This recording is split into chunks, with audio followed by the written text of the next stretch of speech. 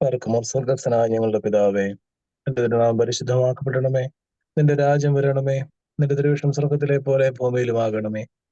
ഞങ്ങൾക്ക് ആവശ്യമുള്ള അപ്പം ഞങ്ങൾക്ക് തരണമേ. ഞങ്ങളുടെ കടക്കാരോട് ഞങ്ങൾ ക്ഷമിച്ചതുപോലെ ഞങ്ങളുടെ കടങ്ങളും പാപങ്ങളും ഞങ്ങളോടും ക്ഷമിക്കണമേ. പരീക്ഷയിലേക്ക് ഞങ്ങളെ പ്രവേശിപ്പിക്കരുതേ, പിന്നെയോ ദുഷ്ടൻ ഞങ്ങളെ രക്ഷിച്ചു കൊള്ളണമേ. എന്നുകൊണ്ടെന്നാൽ രാജ്യവും ശക്തിയും മഹത്വവും എന്നേക്കും നിനക്കുള്ളതാകുന്നു. ആമേൻ. കൃപ നിറഞ്ഞ മറിയമേ, നിനക്ക് സമാധാനം. നമ്മുടെ കർത്താവിനോടുകൂടെ സ്ത്രീകളെ നീ വാഴ്ത്തപ്പെട്ടവളാകുന്നു. നിന്റെ ദുർബലമായ കർത്താവ് യേശു മിശിഹാ വാഴ്ത്തപ്പെട്ടവനാകുന്നു. ശുദ്ധമുള്ള എന്നെ വ്രതം അറിയമേ, തമ്പുരാന്റെ അമ്മേ, പാപികളായ ഞങ്ങൾക്ക് വേണ്ടി ഇപ്പോഴും എപ്പോഴും എന്നേക്കും ഞങ്ങളുടെ മരണസമയത്തും ദൈവതമ്പുരാനോട് അപേക്ഷിച്ചു കൊള്ളണമേ. ദൈവതിരുനാമത്തിന് മഹത്വം ഉണ്ടായിരിക്കട്ടെ. നമ്മള് ഇസ്രായേലിന്റെ യഹൂദിയയുടെയും ചരിത്രത്തെ കുറിച്ചാണ് ഇത്രയും കഴിഞ്ഞ ക്ലാസ്സിൽ പഠിച്ചുകൊണ്ടിരുന്നത്. എന്തെങ്കിലും ഒരു ഐഡിയ നിങ്ങൾക്ക് ഉണ്ടാവുമെന്ന് വിചാരിക്കുന്നു.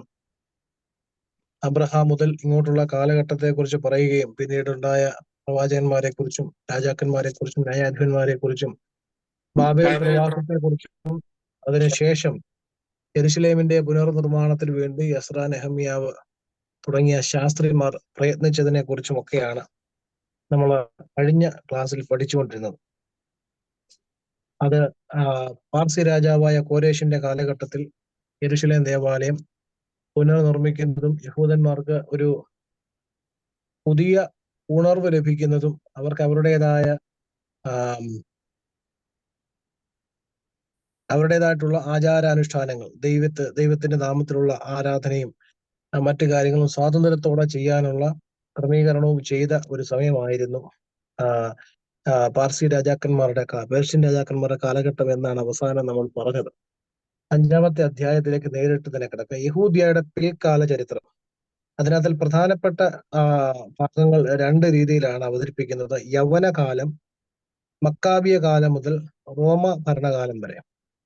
യൗവനകാലം എന്ന് പറഞ്ഞാൽ യൗവന എന്ന വാക്ക് നമ്മൾ പലയിടത്തും കേൾക്കാൻ സാധ്യതയുണ്ട്. അതുകൊണ്ട് യൗവന എന്ന വാക്ക് കേൾക്കുമ്പോൾ ഓർക്കേണ്ട ഒരു കാര്യം ഗ്രീക്ക് എന്നാണ്. ഗ്രീക്ക് എന്നുള്ള വാക്കിന്റെ ഒരു മലയാള പദമാണ് യൗവന എന്നുള്ള വാക്ക്. അതുകൊണ്ട് ഈ വാക്ക് എവിടെയെങ്കിലും കേട്ട യവനന്മാർന്നോ ഒക്കെ കേട്ട് കഴിഞ്ഞാൽ പുതിയ നിയമത്തിൽ പലയിടത്തും യവനന്മാരെന്നൊക്കെ കാണും. യവന ദേശം എന്നും യവനന്മാരെന്ന് കാണുമ്പം അത് ഗ്രീസും ഗ്രീക്കിലെ ആൾക്കാരെ കുറിച്ചുമാണ്, ഗ്രീസിലെ ആൾക്കാരെ കുറിച്ചും ഗ്രീക്ക് പീപ്പിളിനെ കുറിച്ചുമാണ് എന്ന് പ്രത്യേകം മനസ്സിലാക്കുന്നു. അപ്പം നമ്മൾ പഠിച്ചുകൊണ്ടിരുന്നതെല്ലാം പേർഷ്യൻ കാലഘട്ടം വരെയുള്ള സമയത്തെക്കുറിച്ച്. പ്രവാസത്തിന് ശേഷം പേർഷ്യൻ രാജാവായ കോരേഷിന്റെയൊക്കെ കാലഘട്ടത്തിൽ അവര് പിന്നീട് യെരുശലേമിന്റെ ഒരു പുനർനിർമ്മാണത്തെ കുറിച്ചൊക്കെ ചിന്തിക്കുന്നതും അതിനുവേണ്ടി പ്രവർത്തിക്കുന്ന കാര്യങ്ങളൊക്കെയാണ് പറഞ്ഞുകൊണ്ടിരുന്നത്. അപ്പൊ അങ്ങനെ പേർഷ്യൻ രാജാക്കന്മാരുടെ ഭരണ നിയന്ത്രണത്തിലായതിനു ശേഷം 540 മുതലുള്ള കാലഘട്ടത്തിൽ അവർക്ക് അങ്ങനെ പ്രത്യേകിച്ച് ഒരു ബയാസ്ഡ് ആയിട്ടുള്ള ഒരു ആറ്റിറ്റ്യൂഡൊന്നും ഉണ്ടായിരുന്നില്ല. അവരെല്ലാവർക്കും അവരുടേതായിട്ടുള്ള റിലീജിയസ് ഫ്രീഡം കൊടുത്തിരുന്നു. അതുകൊണ്ട് തന്നെ ഈ ജൂയിഷ് പീപ്പിൾ, യഹൂദ ജനം അവരുടേതായിട്ടുള്ള റിലീജിയസ് ഫ്രീഡം ഒക്കെ അനുഭവിച്ച് ഏറ്റവും നല്ല രീതിയിൽ ഫ്ലറിഷായി വന്നുകൊണ്ടിരുന്ന സമയത്താണ് ഈ യവനന്മാർ ഭരണം കൈയടക്കുന്നത്. യവനന്മാരെ കുറിച്ച് പറയുന്നതിന് മുമ്പായിട്ട് എസ്രാ, നെഹമ്യാവ് എന്നിവർ പേർഷ്യൻ അധികാരിയുടെ ദാശയോടെ യഹൂദ വിശ്വാസ ആചാരങ്ങൾക്കും ദേശത്തിന്റെ ഐശ്വര്യത്തിനും ന്യായപ്രമാണ കൽപ്പനകളുടെ ആചരണത്തിനുമായി നിലകൊണ്ടത് അക്കാലത്തിലാണ് എന്ന് നമ്മൾ കാണുന്നുണ്ട്. BC 4-ാം നൂറ്റാണ്ടിന്റെ മധ്യത്തിൽ, അതായത് യവനകാലം എന്ന് പറയുന്ന പാരഗ്രാഫ് തുടങ്ങുന്നിടത്ത് BC 333 പേർഷ്യക്കാർ യുദ്ധത്തിൽ കീഴടക്കി അലക്സാണ്ടർ എന്ന് പറയുന്ന ആളെ കുറിച്ച് അങ്ങനെ പ്രത്യേകിച്ച് പരിചയപ്പെടുത്തേണ്ട ആവശ്യമില്ല. അലക്സാണ്ടർ ചക്രവർത്തി ഗ്രീക്ക് ഒരു ഇൻവേഷൻ നടക്കുന്ന സമയത്ത് പ്രധാനപ്പെട്ട ഏറ്റവും പ്രബലനായ ഒരു ചക്രവർത്തിയായിരുന്നു. He was an emperor in the Greek empire. ആ ഗ്രീക്ക് എംപയറിന്റെ രാജാവായ ഒരു ചക്രവർത്തിയായിരുന്നു.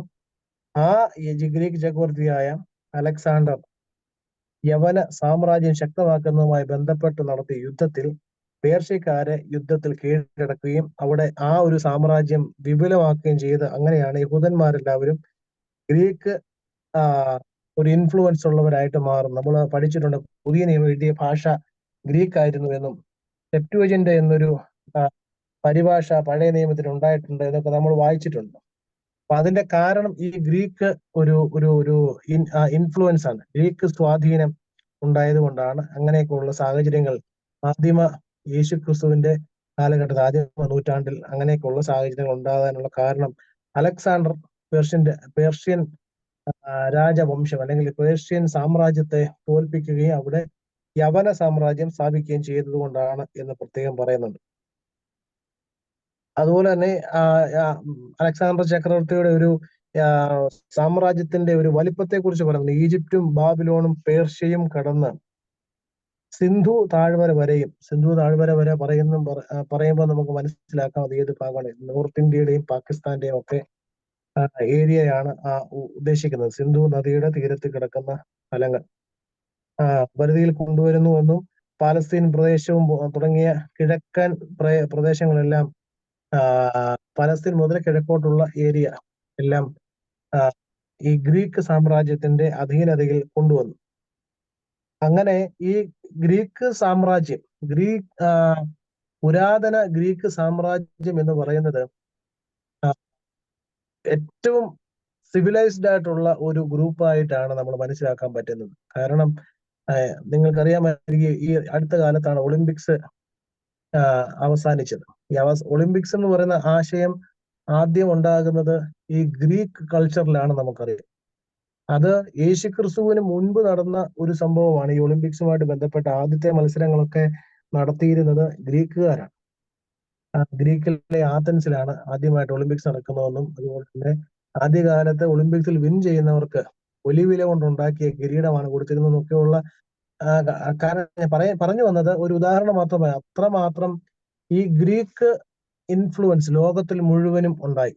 ഇന്ന് ഇംഗ്ലീഷ് എന്ന് പറയുന്ന ഭാഷ എത്രമാത്രം ലോകത്തിൽ സ്പ്രെഡ് ഔട്ട് ആയിട്ട് ഉണ്ടോ അതുപോലെ തന്നെ ആ ഗ്രീക്ക് ഭാഷയും ഗ്രീക്ക് കൾച്ചറും ലോകം മുഴുവനും ആൾക്കാർ ഇൻഫ്ലുവൻസ് ചെയ്യാൻ തുടങ്ങിയ ഒരു സമയം കൂടിയായിരുന്നു അത്.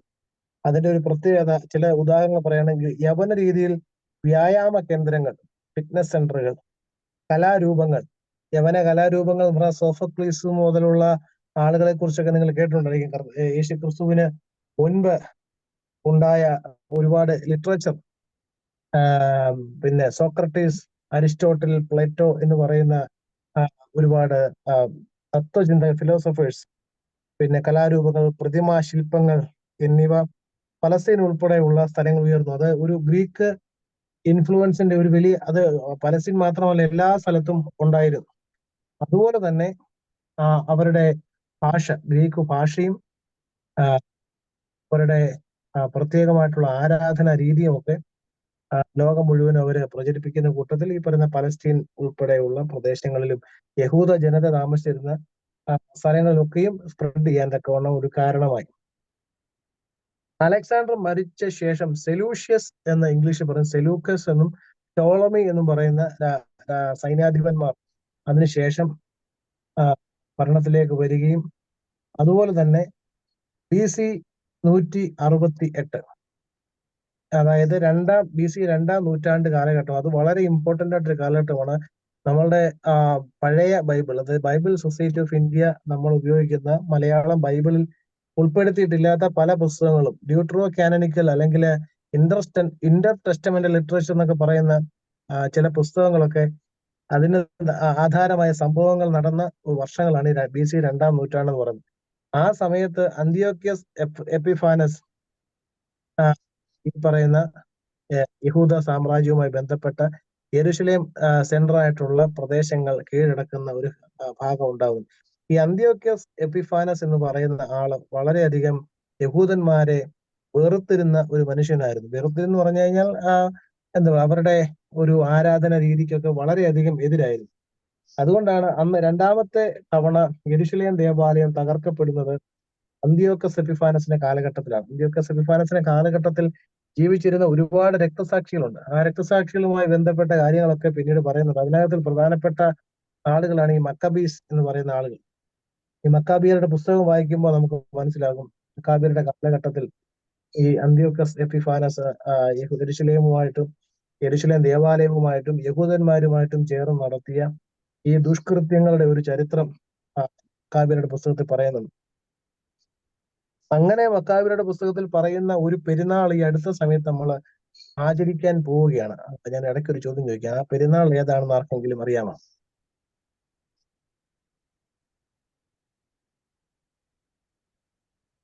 അത് അടുത്ത പാരഗ്രാഫിൽ, മക്കാബിയുടെ കാലം മുതൽ റോമൻ ഭരണകാലം വരെ എന്ന് പറയുന്ന പാരഗ്രാഫിൽ അതിന്റെ ഒരു ചെറിയ സൂചനയുണ്ട്.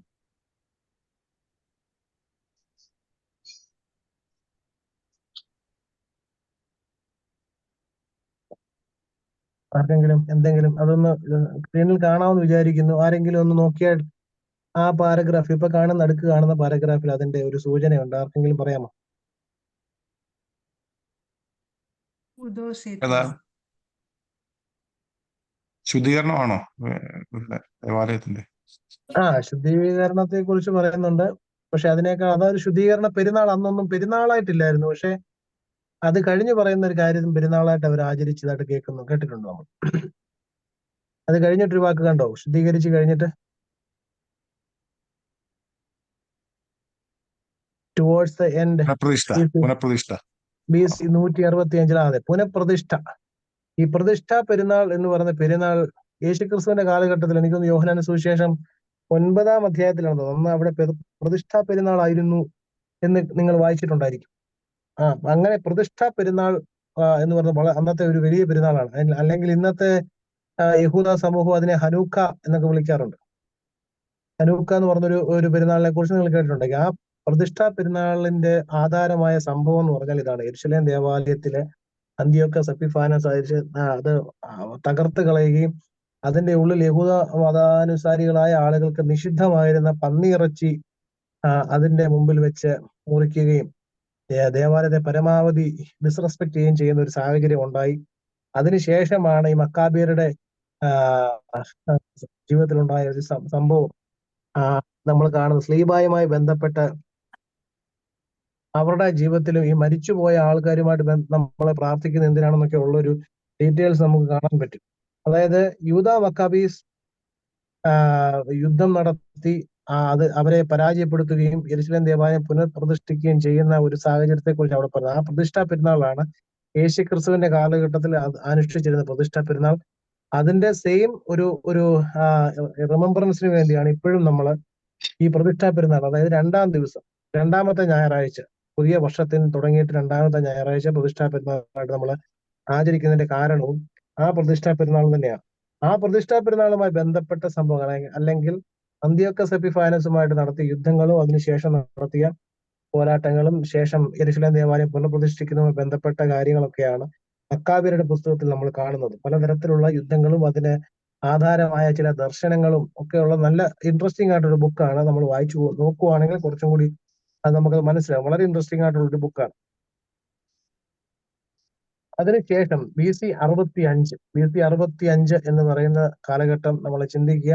യേശുക്രിസ്തുവിന്റെ ജനനവുമായിട്ട് വലിയ ദൂരമില്ലാത്ത ഒരു കാലഘട്ടമാണ്. യഹൂദ രാഷ്ട്രീയ നേതൃത്വത്തിന്റെ ക്ഷീണാവസ്ഥയുടെ കാലമായിരുന്നു. അതിന്റെ കാരണം തൊട്ട് താഴെ പറയുന്നുണ്ട്.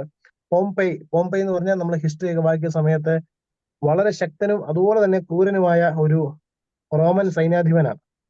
ഈ പോംപെയുടെ കാലഘട്ടത്തിൽ ഇത്രയും നാൾ നമ്മൾ പറഞ്ഞുകൊണ്ടിരുന്ന വാക്കുകൾ ശ്രദ്ധിക്കണം കേട്ടോ. ഓരോ കാലഘട്ടത്തിലും അതായത് ഈ മിഡിൽ ഈസ്റ്റ് എന്ന് പറയുന്ന സ്ഥലം, മിഡിൽ ഈസ്റ്റ് സെന്റർ ആയിട്ടുള്ള ഈ റോമൻ എംപയറിന്റെ നമ്മൾ ഈ കേട്ടിട്ടുള്ള ഒരു ചരിത്രം വെച്ച് നോക്കുമ്പോൾ റോമൻ എംപയർ, അല്ലെങ്കിൽ പഴയ കാലം നോക്കുന്ന സമയത്ത് ഗ്രീക്ക് സിവിലൈസേഷൻ, അല്ലെങ്കിൽ യഹൂദ്യ യെരുശലേം എന്ന് പറയുന്ന ആ ഏരിയയുടെ ഭരണവുമായി ബന്ധപ്പെട്ട് മാറി മാറി വരുന്ന ആളുകളുടെ പേരായി പറയുന്നത്.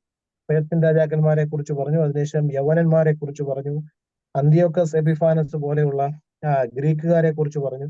ഇപ്പോ പുതിയതായിട്ട് ഒരാളുടെ പേര് നിങ്ങൾ കേട്ടു, പോംപെയ്. അതൊരു റോമൻ സൈന്യാധിപനാണ്. ഇത്രയും നേരം കേട്ടിട്ടില്ലാത്തൊരു പേരാണ് റോമൻ. ഈ റോമൻ സൈന്യാധിപൻ ആയ പോംപെയ് വന്നതിന് ശേഷം ദീർഘനാൾ എന്ന് പറഞ്ഞാൽ നൂറ്റാണ്ടുകളോളം റോമൻ ആധിപത്യമായിരുന്നു ഈ ലോകത്തിൽ മുഴുവനും. അങ്ങനെ ഒരു പഴഞ്ചൊല്ലുകളൊക്കെ, all roads lead to Rome എന്ന് പറഞ്ഞുകൊണ്ടൊരു പഴഞ്ചൊല്ല് വരെ ഉണ്ടായിട്ടുണ്ട്. അതുപോലെ തന്നെ Rome was not built in a day എന്നൊക്കെ പറഞ്ഞ ഒരുപാട് പഴഞ്ചൊല്ല്, റോമിന്റെ പേരിൽ തന്നെ ഒരുപാട് അത്ര പ്രോമിനന്റ് ആയിട്ടുള്ള ഒരു എംപയർ ആയിരുന്നു റോമൻ എംപയർ. നമ്മൾ ഒരുപാട് റോമൻ ചക്രവർത്തിമാരെ കുറിച്ച് കേട്ടിട്ടുണ്ട്, ക്രിസ്ത്യാനികളെ പീഡിപ്പിച്ചതിനെ കുറിച്ചും. ഈ റോമൻ എംപയർ വന്നതിന് ശേഷം ഈ യഹൂദ്യ റോമിന്റെ അണ്ടറിൽ വന്നു. അതായത് ആ പ്രദേശം മുഴുവൻ നമ്മള് കുറേനിയ സുറിയ നാട് വാഴുമ്പോൾ എന്നൊക്കെ പറഞ്ഞ ഹെരോദാവിനെ കുറിച്ചൊക്കെ കേട്ടിട്ടുണ്ടായിരിക്കും. ആ ഒരു സാഹചര്യത്തിന്റെ ഒരു മനസ്സിലാക്കിക്കൊണ്ട് വേണം പോകാൻ. ആ സമയത്ത് അവിടെ റോമൻ ഭരണമാണ്. അതുകൊണ്ടാണ് നിങ്ങൾ കേട്ടോ, യേശു ക്രിസ്തുവിനെ വിചാരണ ചെയ്യുന്ന സമയത്ത് ഹെരോദാവ് നേരെ അതിനെ ഗലീലയുടെ ചുമതലയുള്ള ഹെരോദാവ് നേരെ അതിന് റോമൻ ഗവർണറായ പീലാത്തോസിന്റെ അടുത്തേക്ക് വിടുന്നതിന്റെ കാരണവുമൊക്കെ ഇതാണ്.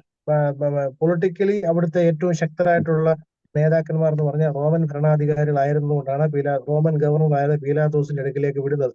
അവർക്ക് യഹൂദന്മാരെ ഇഷ്ടമല്ലായിരുന്നു. ഈ പറയുന്ന പുരോഹിതന്മാർ, ഹന്നാസും കയ്യാഫാസും മുതലുള്ള ഈ പുരോഹിതന്മാർ ഉൾപ്പെടെയുള്ള യഹൂദ ജനത്തെ ഇഷ്ടമല്ലാതിരുന്ന റോമൻ ജനതയുടെ മുമ്പിൽ ഹെരോദ ഉൾപ്പെടെയുള്ള ആളുകൾ ഞങ്ങള് നിങ്ങളുടെ മുമ്പിൽ ഈ മനുഷ്യനെ സബ്മിറ്റ് ചെയ്യുകയാണ് എന്ന് പറഞ്ഞൊരു വിധേയത്വം കാണിച്ചപ്പോഴത്തേക്കിനും റോമൻ സാമ്രാജ്യം ഭയങ്കരമായിട്ടും അവരോട് സ്നേഹം കൂടി. അന്ന് മുതൽ ഹെരോദാവും പീലാത്തോസും തമ്മിൽ ഉണ്ടായിരുന്ന വൈരാഗ്യം ഇല്ലാതെയായി എന്നൊക്കെ നമ്മൾ വായിച്ചിട്ടുണ്ട്. അപ്പൊ അങ്ങനെ ഒരു വലിയ ഇൻഫ്ലുവൻസ് ഉണ്ടായിരുന്ന ഈ റോമൻ സാമ്രാജ്യത്തിലെ under the yoke of the Roman empire, അവരുടെ അധികാര നുഖത്തിന്റെ കീഴിൽ യഹൂദ ജനം ഒരുപാട് പ്രയാസം അനുഭവിക്കാൻ തുടങ്ങി. അവര് യഹൂദന്മാരുമായിട്ട് ഒത്തിരി, കാര്യം അവര് ഒരു എന്താ പറയുന്നത്, അടിമത്തം എന്ന് വേണമെങ്കിൽ പറയാം. റോമ സാമ്രാജ്യത്തിലെ നേതാക്കന്മാർ പറയുന്ന കാര്യങ്ങൾ നമ്മൾ അനുസരിക്കണം. അങ്ങനെയുള്ള സാഹചര്യത്തിലാണ് ഈ പറയുന്ന കൈസർക്ക് കരം കൊടുക്കുന്നതുമായി ബന്ധപ്പെട്ടുള്ള കോൺട്രവേഴ്സീസ് ഒക്കെ ഉണ്ടാകുന്നതും. നിങ്ങൾക്ക് അറിയാമായിരിക്കും, രണ്ട് തരത്തിലുള്ള ആളുകൾ അവിടെ ഉണ്ട്. കരം കൊടുക്കണമെന്നും കരം കൊടുക്കണ്ട എന്നും പറയുന്ന രണ്ട് ആളുകൾ ഉണ്ടായിരുന്നു. അതുകൊണ്ടാണ് കർത്താവിന്റെ അടുത്ത് രണ്ട് ഗ്രൂപ്പിന്റെയും ലീഡേഴ്സ് വന്നിട്ട് ഈ രണ്ട്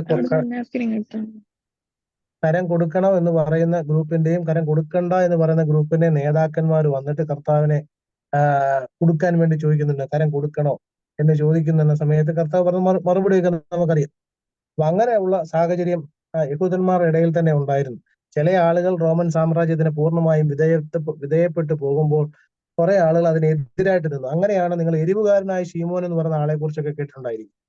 എരിവുകാരനായ ശീമോൻ എന്ന് പറഞ്ഞ എരിവുകാർ എന്ന് പറയുന്ന ഒരു ഗ്രൂപ്പ് തന്നെ റോമൻ സാമ്രാജ്യത്തിനെതിരായിട്ട് പ്രവർത്തിക്കാനൊക്കെ മുന്നോട്ട് വന്നു. അവര് ഈ പറയുന്ന എന്ത് പറഞ്ഞ ഹമാസ് എന്നൊക്കെ പറഞ്ഞ തീവ്രവാദ സംഘടന പോലെ റോമൻ സാമ്രാജ്യത്തെ എങ്ങനെയെങ്കിലും തോൽപ്പിക്കുക, അതിന് എന്തും അതിപ്പോ തൊട്ട് താഴെ പറയുന്നത് തീവ്രവാദികളായ എരിവുകാരുടെ നേതൃത്വത്തിൽ BC 66 യഹൂദന്മാർ റോമാക്കാരെ പ്രതിരോധിക്കാൻ ശ്രമിച്ചുവെങ്കിൽ ഫലമുണ്ടായില്ല. അതുപോലെ തന്നെ മൂന്നാമത്തെ പ്രാവശ്യം AD 70 എന്ന് പറയുമ്പോൾ യേശുക്രിസ്തുവിന്റെ മരണത്തിന് ശേഷം റോമാക്കാർ വീണ്ടും മൂന്നാമത്തെ തവണയാണ് യെരുശലേം ദേവാലയം തകർക്കുകയും അത് മൂന്നാമത്തെ തവണ തകർക്കപ്പെടുകയും, അങ്ങനെ 3 പ്രാവശ്യം യെരുശലേം ദേവാലയം തകർക്കപ്പെടുന്നുണ്ട്. യേശുക്രിസ്തു പ്രവചിച്ചതുപോലെ കല്ല് കല്ലിന്മേൽ ശേഷിക്കയില്ല എന്നുള്ള ഒരു പ്രവചനം അവിടെ പൂർത്തീകരിക്കപ്പെടുകയും ചെയ്യുന്നുണ്ട് എന്ന് കാണും. അപ്പൊ അങ്ങനെ ഇന്ന് പഠിച്ച കാര്യങ്ങളിൽ ഏറ്റവും പ്രത്യേകിച്ച് ഈ ചാപ്റ്ററിൽ പഠിച്ച 3 പ്രധാനപ്പെട്ട ഭരണക്കാരെ കുറിച്ചാണ്. ഗ്രീക്കുകാരെ കുറിച്ചും അതുപോലെ തന്നെ ടോളമിയും സെലൂഷ്യസും പോലെയുള്ള സൈനാധിപന്മാരും, അതിനുശേഷം അന്തിയോക്കസ് എപ്പിഫാനസിന്റെ കാര്യവും, പിന്നീട് റോമാക്കാരെ കുറിച്ചുമാണ് ഇന്ന് പഠിച്ചത്. പ്രത്യേകമായിട്ട് ഒരുപാട് വിശദീകരിക്കുന്ന കാര്യമില്ല. ഓരോ എംപയറിന്റെയും പ്രധാനപ്പെട്ട 1-2 രാജാക്കന്മാരുടെ പേരുകൾ നമ്മൾ പഠിച്ചു വെക്കുന്നത് നല്ലതായിരിക്കും. അതുപോലെ തന്നെ അവരെ യഹൂദ ജനതയുമായിട്ട് അവർക്കുണ്ടായിരുന്ന ആറ്റിറ്റ്യൂഡ്, ചില ആളുകൾ സപ്പോർട്ട് ചെയ്തിരുന്നു, ചില ആളുകൾ കംപ്ലീറ്റ് ആയിട്ട് എതിരായിരുന്നു, ചില ആളുകൾ ന്യൂട്രൽ ആയിരുന്നു. പാർസി രാജാക്കന്മാരെ പോലുള്ള ആളുകൾ ഒരുപാട് ഫേവറബിൾ ആയിട്ട് നിന്നില്ലെങ്കിലും അവർ ന്യൂട്രൽ ആയിരുന്നു. അവർ എന്ത് തരത്തിലുള്ള ആരാധന നടത്തുന്നതും they didn't care about that. നമുക്ക് ഇതിന്റെ 6ാമത്തെ ചാപ്റ്ററിലേക്ക് കിടക്കാം. എന്തെങ്കിലും ഡൗട്ട്സ് ഉണ്ടെങ്കിൽ 5ാമത്തെ ചാപ്റ്റർ വരെയുള്ള കാര്യങ്ങളിൽ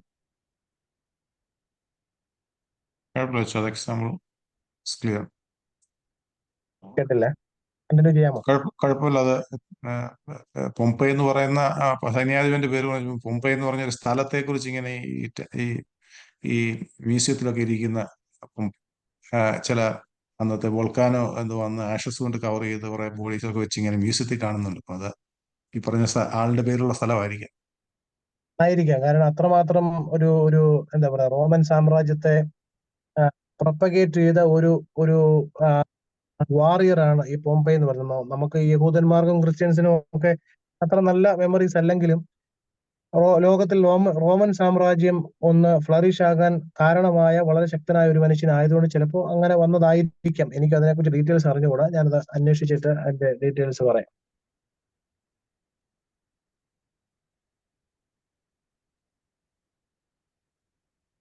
നമുക്കൊന്ന് അടുത്ത ചാപ്റ്ററിലേക്ക് കിടക്കാം. ആവർത്തന ദിനവൃത്താന്ത ചരിത്രങ്ങൾ. അതായത് രണ്ട് പുസ്തകങ്ങൾ തമ്മിലുള്ള ഉള്ളടക്കത്തിലെ വ്യത്യാസങ്ങൾ, സന്ദേശത്തിലെ സാമ്യ വ്യത്യാസങ്ങൾ, രാജാക്കന്മാരെ വധിക്കുന്നതിനുള്ള പ്രമാണങ്ങൾ, ഇത്രയും കാര്യങ്ങളാണ് ഇതിൽ ചർച്ച ചെയ്യാൻ പോകുന്നത്.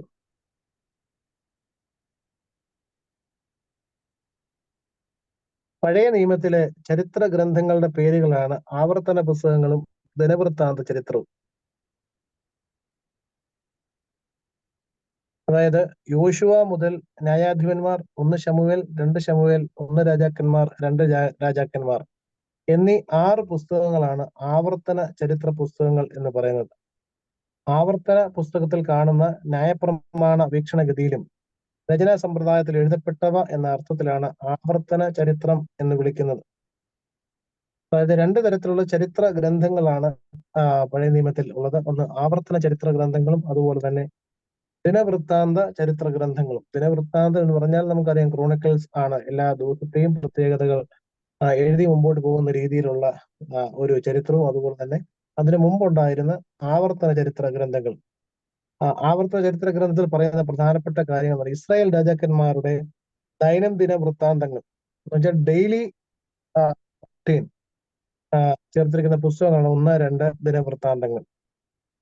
ഇവ തമ്മിലുള്ള രചനാ ശൈലിയിലുള്ള സാമ്യം, ഉള്ളടക്കത്തിന്റെ തുടർച്ച എന്നിവയുടെ അടിസ്ഥാനത്തിൽ എസ്ര, നെഹമ്യാവ് പുസ്തകങ്ങളും ദിനവൃത്താന്ത ചരിത്രത്തിന്റെ ഭാഗമായി കണക്കാക്കപ്പെടുന്നു. അപ്പൊ 2 തരത്തിലുള്ള പുസ്തകങ്ങളാണ് ആവർത്തന ചരിത്രങ്ങളും ദിനവൃത്താന്ത ചരിത്രങ്ങളും. യോശുവ മുതൽ 2 രാജാക്കന്മാരെ വരെയുള്ള പുസ്തകങ്ങൾ ആവർത്തന ചരിത്രമെന്നും ദിനവൃത്താന്തം 1ഉം 2ഉം എസ്രായും നെഹമ്യാവും ദിനവൃത്താന്ത ചരിത്ര പുസ്തകവും, അങ്ങനെ 2 രീതിയിലാണ് ചരിത്ര പുസ്തകങ്ങളായിട്ട് തിരിക്കുന്നത്. ഇനി ഉള്ളടക്കത്തിലെ വ്യത്യാസങ്ങളുമായി ബന്ധപ്പെട്ട കാര്യങ്ങൾ നോക്കാം. മോശയുടെ കാലം മുതൽ പ്രവാസ കാലം വരെയുള്ള ഇസ്രായേലിലെ ചരിത്രമാണ് ആവർത്തന ചരിത്രത്തിലുള്ളത്. അത് ഞാൻ വിശദീകരിക്കേണ്ട ആവശ്യമില്ല. നമ്മൾ കഴിഞ്ഞ 2 ചാപ്റ്ററിന് മുമ്പ് ആ ഒരു ടൈം ലൈനെ കുറിച്ച് പറഞ്ഞിരുന്നു. ആദാം മുതലുള്ള മനുഷ്യ വംശാവലിയിൽ ആരംഭിക്കുന്നു എങ്കിലും ദാവീദിന്റെ ഭരണകാലത്തിന് ഊന്നൽ നൽകിക്കൊണ്ട് പ്രവാസത്തിൽ നിന്ന് മടങ്ങി വന്ന് ദേവാലയം പുനർനിർമ്മിച്ചതും എസ്ര, നെഹമ്യാവിലൂടെ ആത്മീയവും ഭൗതികവുമായ ഉയർച്ച നേടിയത് ഉൾപ്പെടെയുള്ള യഹൂദ ചരിത്രമാണ് ദിനവൃത്താന്ത ചരിത്രത്തിലുള്ളത്. അതായത് ദാവീദിൽ ഒരു ഊന്നൽ കൊടുത്തുകൊണ്ട് പ്രവാസകാലവും പ്രവാസകാലത്തിന് ശേഷം തിരിച്ചു വരുന്നതുമായി ബന്ധപ്പെട്ട കാര്യങ്ങളാണ് ദിനവൃത്താന്ത പുസ്തകത്തിൽ ഉള്ളത്. രാജാക്കന്മാരുടെ ഭരണത്തെ വിമർശന ബുദ്ധിയാ വീക്ഷിക്കുകയും വസ്തുനിഷ്ഠമായി വിധിക്കുകയും ചെയ്യുന്ന രീതിയാണ് ആവർത്തന ചരിത്രത്തിലുള്ളത്. നമ്മളത് വായിച്ചാൽ കുറച്ചും കൂടി മനസ്സിലാകും.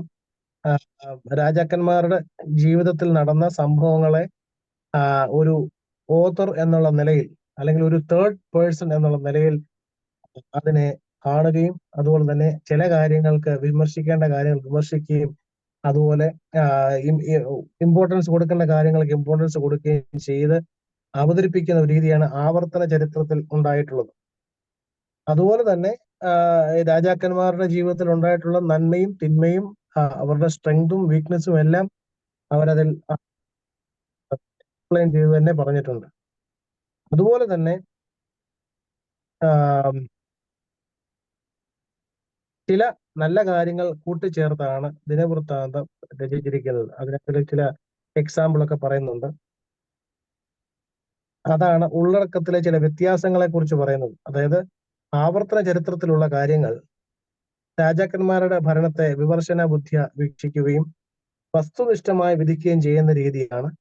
വസ്തുനിഷ്ഠമായി എന്ന് പറഞ്ഞു കഴിഞ്ഞാൽ ഒബ്ജക്റ്റീവായിട്ട്, ഒബ്ജക്റ്റീവ് എന്ന് പറഞ്ഞു കഴിഞ്ഞാൽ അത് ശരി ഇത് തെറ്റ് എന്നുള്ള രീതിയിൽ 2 രീതിയിൽ അവതരിപ്പിക്കുന്നതിനാണ് വസ്തുനിഷ്ഠമായി വിധിക്കുകയും ചെയ്യുന്നതിന്. അങ്ങനെയും ആകാം ഇങ്ങനെയും ആകാം എന്നല്ല, അങ്ങനെ ചെയ്തില്ലെങ്കിൽ അത് തെറ്റാണ്, ഇങ്ങനെ ചെയ്താൽ അത് തെറ്റാണ് എന്ന് കറക്റ്റ് ആയിട്ടുള്ള റൂൾ വെച്ച് ആണ് ഈ ആവർത്തന ചരിത്രത്തിൽ രാജാക്കന്മാരുടെ പ്രവർത്തന രീതികളെ വിമർശിച്ചുകൊണ്ടിരുന്നത്.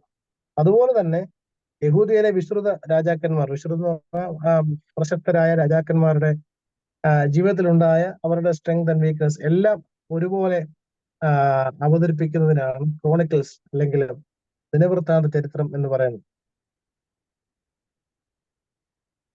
അതുപോലെ സന്ദേശത്തിലെ സാമ്യ വ്യത്യാസങ്ങൾ, ഉള്ളടക്കത്തിലെ വ്യത്യാസങ്ങളെ കുറിച്ചാണ് ഇത്ര നേരം പറഞ്ഞത്. സന്ദേശത്തിലെ സാമ്യ വ്യത്യാസങ്ങൾ, ചരിത്രകാരന്റെ ഏറ്റവും പ്രധാനപ്പെട്ട ഊന്നലുകൾ വരുന്നത് 3 കാര്യങ്ങളാണ്. അതായത് ദൈവിക വാഗ്ദത്തം, സംരക്ഷണം, യഹോവ ആരാധന. ദൈവിക വാഗ്ദത്തം, ദൈവിക സംരക്ഷണം, യഹോവയുടെ നാമത്തിലുള്ള ആരാധന. ഈ 3 കാര്യങ്ങൾക്കാണ് ചരിത്രകാരൻ ഊന്നൽ കൊടുത്തിരിക്കുന്നത്. അതുപോലെ തന്നെ യഹോവയുടെ നടത്തിപ്പിനെ, അതായത് മരുഭൂമിയിൽ കൂടി നടന്നു വന്ന കാര്യങ്ങളെയൊക്കെ നന്ദിയോടെ അനുസ്മരിക്കുന്ന ഒരു രീതിയും ചരിത്രകാരന്മാർ വളരെയധികം സീരിയസ് ആയിട്ട് ചെയ്യുന്നുണ്ട്. അതുപോലെ തന്നെ ജനത്തെ അവരെ ഉദ്ബോധിപ്പിക്കുന്ന ഒരു കാര്യമുണ്ട്. വാഗ്ദത്ത ദേശത്തേക്ക് നമ്മളെ വഴി നടത്തും, യഹോവ വഴി നടത്തും എന്നുള്ള ആ ഒരു ഉറപ്പിൽ, ദൈവം തമ്പുരാൻ നമുക്ക് കരുതിക്കൊള്ളൂ എന്നുള്ള ഉറപ്പിൽ അടിയുറച്ച് വിശ്വസിച്ച് നിൽക്കണമെന്ന് അവര് ജനത്തെ ഉദ്ബോധിപ്പിക്കുന്ന ഒരു രീതിയും അവർക്കുണ്ടായിരുന്നു. അതുപോലെ തന്നെ ആദിമ പിതാക്കന്മാരോട് യഹോവയായ ദൈവം ചെയ്തതായ വാഗ്ദത്തം, അത് അവരോട് മാത്രമല്ല നമ്മളോടും, അബ്രഹാമിന്റെയും ഇസ്ഹാക്കിന്റെയും യാക്കോബിന്റെയും, അതുപോലെ തന്നെ രാജാക്കന്മാരുടെ പുസ്തകത്തിൽ പലതവണ നമ്മൾ ആവർത്തിച്ച് കേൾക്കുന്നത്, അവര് നിന്റെ പിതാവായ ഇന്ന ആരോട് ചെയ്ത അതേ അനുഗ്രഹം യഹോവയായ ദൈവം നിന്നോടും ചെയ്യും എന്നുള്ള രീതിയിലുള്ള പലതരത്തിലുള്ള പ്രസ്താവനകളും നമ്മൾ രാജാക്കന്മാരുടെ പുസ്തകത്തിലും ദിനവൃത്താന്ത പുസ്തകത്തിലും ഒക്കെ നമുക്ക് കാണാനും സാധിക്കുന്നുണ്ട്. അതുപോലെ തന്നെ അടുത്ത ഭാഗത്തേക്ക് കടക്കുമ്പോൾ ദിനവൃത്താന്ത ചരിത്രകാരന്റെ പുസ്തകത്തെ കുറിച്ചാണ്. ദിനവൃത്താന്ത ചരിത്രകാരന്റെ പ്രധാനപ്പെട്ട ഏറ്റവും ഇമ്പോർട്ടന്റ് ആയിട്ടുള്ള അല്ലെങ്കിൽ ഫണ്ടമെന്റൽ ആയിട്ടുള്ള ഒരു താല്പര്യം എന്ന് പറയുന്നത് കഴിഞ്ഞ കാലത്തിലല്ല, വർത്തമാന കാലത്തിലായിരുന്നു. പാസ്റ്റ് ടെൻസ് അല്ല, പ്രസന്റ് ടെൻസ് ആയിരുന്നു കുറച്ചും കൂടെ കൂടുതൽ ഇമ്പോർട്ടൻസ് ദിനവൃത്താന്ത ചരിത്രകാരൻ കൊടുത്തിരുന്നത്. അതുപോലെ തന്നെ മുമ്പ് പറഞ്ഞ അതേ ഒരു ആശയം ദിനവൃത്താന്ത ചരിത്രകാരന്റെ കാര്യത്തിലുണ്ട്. അതായത് പഴയ ആദിമ പിതാക്കന്മാർ, പൂർവിക പിതാക്കന്മാരോടുള്ള ദൈവത്തിന്റെ വാഗ്ദാനത്തിന്റെ പ്രാധാന്യം കണക്കിലെടുത്ത് സമകാലീനായ ഇസ്രായേൽക്കാരെ വിശ്വാസത്തിൽ ഉറപ്പിക്കുക. അതായത് നമ്മുടെ പൂർവ്വപിതാക്കന്മാർക്ക് ദൈവം തമ്പുരാൻ കൊടുത്ത വാഗ്ദത്തം അവൻ അതുപോലെ പാലിച്ചെങ്കിൽ അവൻ നമ്മളോടും നൽകിയിരിക്കുന്ന വാഗ്ദത്തം പാലിക്കും എന്നുള്ള ഒരു വിശ്വാസം മനുഷ്യരുടെ യഹൂദ ജനത്തിന്റെ ഉള്ളിൽ വർദ്ധിപ്പിക്കാൻ വേണ്ടിയും അവർ പരിശ്രമിച്ചിരുന്നു.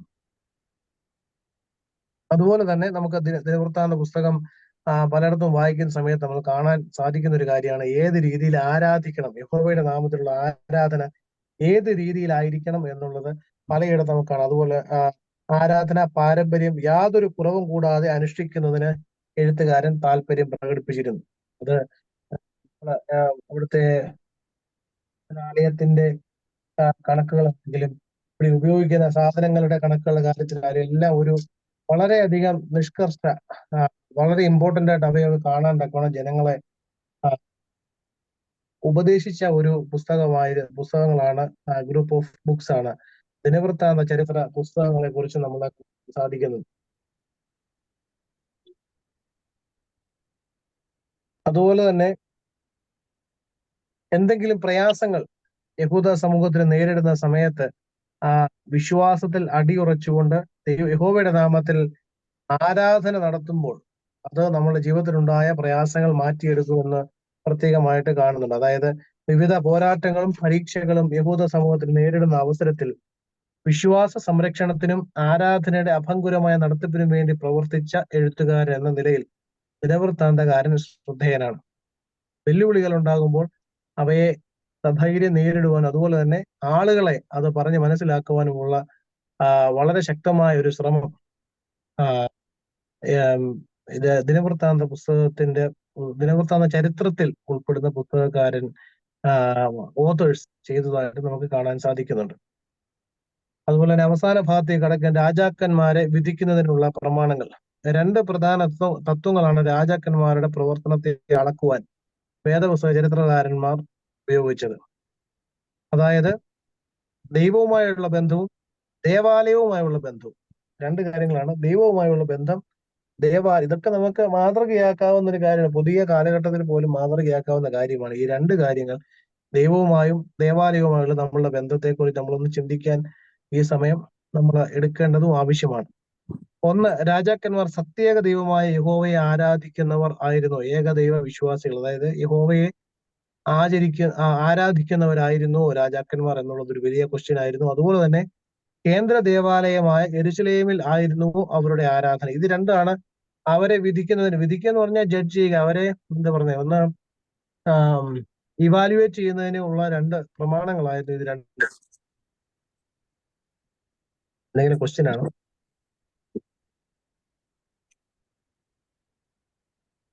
ക്വസ്റ്റിന് ആരാണ്ട് അറിയാവുന്ന സൗണ്ട്. ഓക്കെ. യാ, അതുപോലെ തന്നെ ഇസ്രായേലിന്റെ രാഷ്ട്രീയ പരാജയത്തെ കുറിച്ചും അവിടെ പറയുന്നുണ്ട്. അതിന്റെ ഏറ്റവും പ്രധാനപ്പെട്ട കാരണമായി ചരിത്രകാരന്മാർ അവതരിപ്പിക്കുന്നത് യഹോവയിൽ നിന്നുള്ള പിന്മാറ്റത്തിന്റെ അനന്തരഫലമാണ് ഇസ്രായേലിന്റെ രാഷ്ട്രീയ പരാജയം. അതുപോലെ തന്നെ ദാവീദിന്റെ ജീവിതത്തെക്കുറിച്ചും ദാവീദിന്റെ മഹത്വത്തെക്കുറിച്ചും ഒക്കെ ഊന്നൽ കൊടുക്കുന്ന ദിനവൃത്താന്തകാരൻ പോലും രാഷ്ട്രീയ നേട്ടത്തെക്കാൾ ഉപരി ഇസ്രായേലിനെ ആരാധിക്കുന്ന സമൂഹമായി വളർത്തിയെടുക്കുന്നതിലാണ് ആ മഹത്വം ശ്രദ്ധിക്കുന്നത്. രാഷ്ട്രീയ മഹത്വത്തെക്കാൾ കൂടുതൽ, അല്ലെങ്കിൽ ഒരു പൊളിറ്റിക്കൽ പ്രോസ്പെരിറ്റിയേക്കാൾ കൂടുതൽ അവർ ഇമ്പോർട്ടൻസ് കൊടുത്തത് രാഷ്ട്രീയ സമൃദ്ധിയേക്കാൾ, അതായത് ഒരു ദാവീദ് എന്ന് പറയുന്ന ആള് രാഷ്ട്രീയമായിട്ട് അല്ലെങ്കിൽ രാജാവ് എന്നുള്ള നിലയിൽ ചെയ്ത പ്രവൃത്തികൾക്ക് നല്ല കാര്യങ്ങളൊക്കെ ഒരുപാട് ചെയ്തു, ഒരുപാട് എതിർ രാജാക്കന്മാരെയൊക്കെ പരാജയപ്പെടുത്തുകയൊക്കെ ചെയ്തെങ്കിൽ പോലും ദൈവവുമായുള്ള ബന്ധത്തിന്, യഹോവയുമായുള്ള ബന്ധത്തിനും ആരാധനയ്ക്കും എത്രമാത്രം ഊന്നൽ കൊടുത്തിരുന്നു എന്നുള്ളതായിരുന്നു അവിടെ ഇമ്പോർട്ടൻസ്. അതിനൊരു ഉദാഹരണം പറയാം. ഉസിയ രാജാവിന്റെ കാലഘട്ടത്തിൽ ഒരു രാജാവിന്റെ പേര് മറന്നുപോയി, അസറിയാവാണെന്ന് തോന്നുന്നു. അസറിയ രാജാവിന്റെ ഒരു കാലത്തെ കുറിച്ച് ദിനവൃത്താന്ത പുസ്തകത്തിൽ പറയുന്നുണ്ട്. പുരോഹിതന്മാരെ ഉപയോഗിക്കേണ്ട ധൂപവർഗം എടുത്ത് ധൂപം കാട്ടുകയും നെറ്റിയിൽ കുഷ്ഠം മുളച്ച് രാജാവ് മരണത്തിനിരയാകുകയും ചെയ്തു. തൊട്ട് അടുത്ത് തന്നെ ഏറ്റവും പെട്ടെന്ന് തന്നെ നെറ്റിയിൽ കുഷ്ഠം പൊങ്ങുകയും പ്രവാചകൻ പുരോഹിതന്മാരുടെ മുമ്പിൽ വെച്ച് തന്നെ മരണപ്പെടുകയും ചെയ്യുന്ന ഒരു സാഹചര്യം കാണുന്നുണ്ട്. പുരോഹിതന്മാർക്ക് മാത്രം ചെയ്യാൻ അനുവാദം ഉണ്ടായിരുന്ന ധൂപം കാട്ടുന്ന ജോലി രാജാവ് പെട്ടെന്ന് എടുത്ത് ചെയ്തതിനെ കുറിച്ചൊക്കെയാണ് അവിടെ അവതരിപ്പിക്കുന്നത്. അതൊരു തെറ്റായി പോയി. അതുപോലെ തന്നെ ശൗലിന്റെ കാര്യത്തിലും പറയുന്നുണ്ടല്ലോ, ശമൂവേൽ വരുന്നതിന് മുൻപേ പ്രാർത്ഥന നടത്തി യുദ്ധം തുടങ്ങുന്ന കാര്യത്തെ കുറിച്ച് നമ്മൾ കേട്ടിട്ടുണ്ട്. അവിടെയാണ് ശമൂവേൽ വന്നിട്ട് പറയുന്നത്, നീ ഈ യാഗം നടത്തിയിട്ട് പ്രത്യേകിച്ച് കാര്യമൊന്നുമില്ല, ഇതാ അനുസരിക്കുന്നത് യാഗത്തെക്കാളും ശ്രദ്ധിക്കുന്നത് മുട്ടാടുകളുടെ മേധസ്സിനേക്കാളും നല്ലതെന്ന് ശൗലിനോട് പറയുന്നതും ഈ ഒരു സാഹചര്യത്തിലാണ്. നിങ്ങൾക്ക് എത്ര രാഷ്ട്രീയമായ ഉന്നതി ഉണ്ടായാലും ദൈവവുമായുള്ള ബന്ധം, ദേവാലയവുമായുള്ള ബന്ധം, ദൈവ പുരുഷന്മാരുമായുള്ള പൗരോഹിത്യവുമായുള്ള ഒരു ബന്ധം കാത്തു സൂക്ഷിക്കണം എന്നുള്ളത് ദിനവൃത്താന്ത ചരിത്രകാരന്മാരുടെ, ആവർത്തന ചരിത്രകാരന്മാരുടെ ഒരു പ്രധാനപ്പെട്ട സന്ദേശമായിരുന്നു. അതുപോലെ തന്നെ വിഭജനത്തിന് ശേഷമുണ്ടായ ഒരു പ്രോഗ്രസിനെ കുറിച്ചാണ് പറയുന്നത്. യൊറോബയാം രാജാവ് ദാൻ, ബഥേൽ എന്നീ സ്ഥലങ്ങളിൽ യാഗപീഠങ്ങൾ പണിത് ആരാധന പ്രോത്സാഹിപ്പിച്ചു. നമുക്കറിയാം, ഇസ്രായേൽ രണ്ടായിട്ട് വേർപിരിയുന്നു. യഹൂദിയ എന്ന വേറൊരു പുതിയ ഇസ്രായേലും അതുപോലെ തന്നെ യഹൂദിയ എന്ന രണ്ട്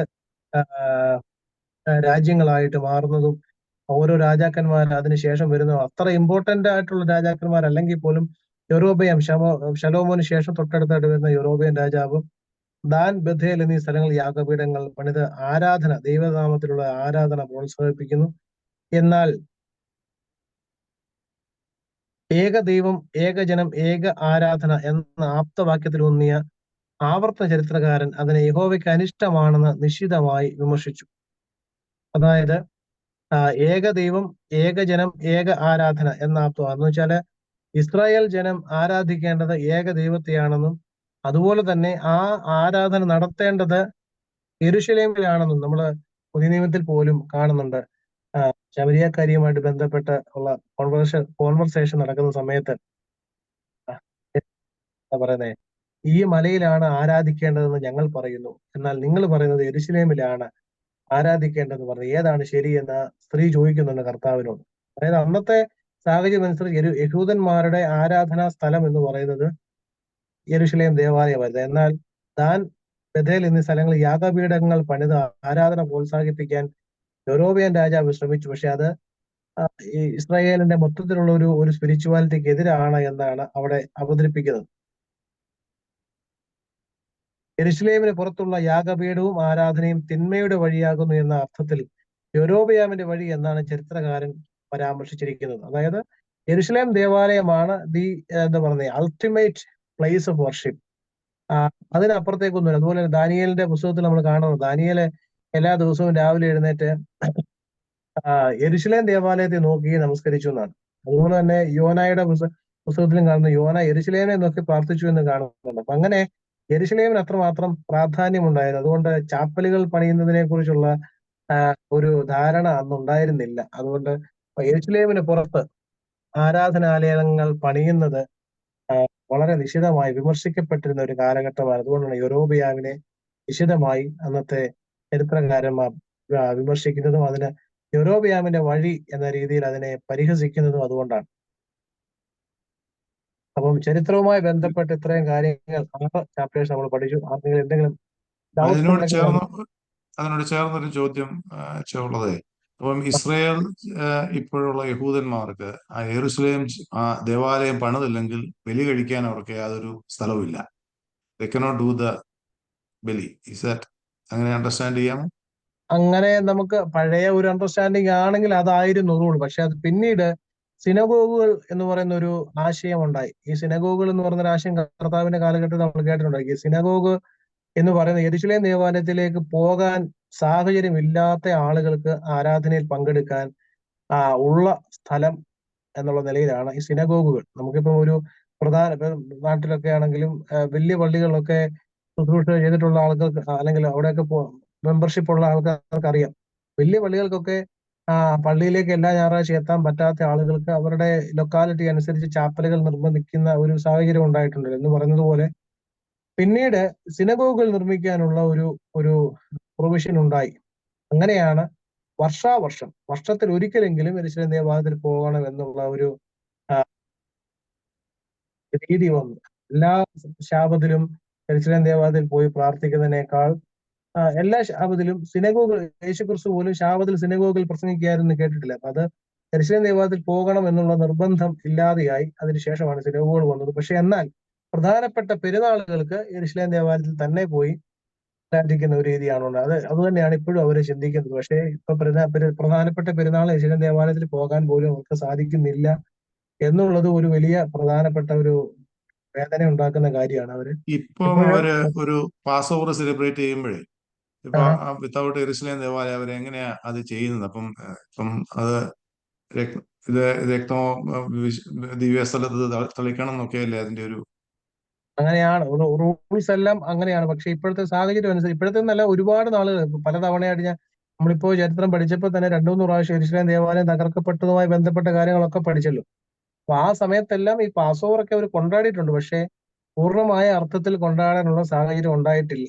അതുകൊണ്ടാണ് ഇപ്പോഴും അവര് സിനഗോഗുകൾ, ഇപ്പം നാട്ടിലും സിനഗോഗുകൾ കണ്ടിട്ടുണ്ടെങ്കിൽ നിങ്ങൾക്ക് അറിയാം, സിനഗോഗുകൾ ഉണ്ടായിരുന്നു. അത് യെരുശലേം ദേവാലയത്തിന് അത്ര വലിപ്പമോ അത്ര സ്ട്രക്ചറോ ഉണ്ടായിട്ടില്ലെങ്കിലും ഒരു ദേവാലയത്തിന്റെ സ്ട്രക്ചറാണ്. ഇപ്പം ഫിലഡൽഫിയയിലുള്ള ഐ തിങ്ക് സെന്റ് തോമസ് പള്ളിയാണെന്ന് തോന്നുന്നു. സെന്റ് തോമസ് പള്ളി പോയി കണ്ടാൽ അത് നിങ്ങൾക്കറിയാം, അതും ഒരു സിനഗോഗ് ആയിരുന്നു ഒരിക്കൽ. അവിടെ ഉള്ളിൽ ഒരുപാട് ഹീബ്രു അക്ഷരങ്ങളൊക്കെ എഴുതി വെച്ചിരിക്കുന്നതൊക്കെ കാണാം. അവിടെ വിസിറ്റ് ചെയ്തിട്ടുള്ള ആൾക്കാർക്കുണ്ടെങ്കിൽ അറിയാം. എന്ന് പറഞ്ഞ പോലെ ഇപ്പോഴും പലയിടത്തും, നാട്ടിൽ മാത്രമല്ല ഇവിടെയും ഒക്കെ അല്ലെങ്കിൽ നോർത്ത് ഈസ്റ്റിൽ മിഡിൽ ഈസ്റ്റിൽ മാത്രമല്ല ഒരുപാട് അമേരിക്കൻ പ്രദേശങ്ങൾ, സിറ്റികളിൽ പോലും ഇപ്പോ ജൂയിഷ് സിനഗോഗുകളുണ്ട്. ജൂയിഷ് സിനഗോഗുകൾ പോകുന്ന സമയത്ത് അത് അത്ര ചെറുതോ ഒന്നുമല്ല, വലിയ ദേവാലയങ്ങളൊക്കെയാണ്. പക്ഷേ യെരുശലേം ദേവാലയത്തിൻ്റെതായിട്ടുള്ള സ്ട്രക്ചറിൽ അല്ല നിർമ്മിക്കപ്പെട്ടിട്ടുള്ളത് എന്ന് മാത്രമേ ഉള്ളൂ. നിങ്ങൾക്ക് കേട്ടിട്ടുണ്ടെങ്കിൽ അറിയാം, നമ്മളുടെ ആദ്യത്തെ ദേവാലയങ്ങളിൽ ഒന്നായ തിരുവിതാംകോട് അരപ്പള്ളി എന്ന് പറയുന്ന പള്ളി വിസിറ്റ് ചെയ്തിട്ടുള്ള ആരെങ്കിലും ഉണ്ടെങ്കിൽ അറിയാം. തിരുവിതാംകോട് അരപ്പള്ളിയുടെ കൺസ്ട്രക്ഷന്റെ പ്രൊപ്പോർഷൻ, വലിപ്പം അത്രയും ഇല്ലെങ്കിലും ആ പ്രൊപ്പോർഷൻ ഉപയോഗിച്ചിരിക്കുന്നത് യെരുശലേം ദേവാലയത്തിന്റെ പ്രൊപ്പോർഷൻ ഉപയോഗിച്ചാണ് നിർമ്മിച്ചിരിക്കുന്നതെന്നാണ് പറയുന്നത്. അപ്പൊ ആ ഒരു പ്രൊപ്പോർഷൻ അനുസരിച്ചുള്ള ദേവാലയങ്ങളുടെ സിനഗോഗുകളുടെ നിർമ്മിതിയൊന്നും ഇല്ലെങ്കിലും അവർ ദേവാലയമായിട്ട് ഇപ്പോഴും ഉപയോഗിക്കുന്നത് സിനഗോഗുകളാണ്. യെരുശലേം ദേവാലയത്തിന് വേണ്ടി അവർ പ്രാർത്ഥിക്കുന്നുണ്ട്. നമുക്കറിയാം അവരുടെ ഏറ്റവും വലിയ ആഗ്രഹം യെരുശലേം ദേവാലയത്തിൽ പെരുന്നാളുകൾ നടത്തുക എന്നുള്ളതാണ്. പക്ഷെ അത് അവർക്ക് ഇപ്പോഴത്തെ സാഹചര്യത്തിൽ സാധിക്കുന്നില്ല എന്നുള്ളത് സത്യമാണ്.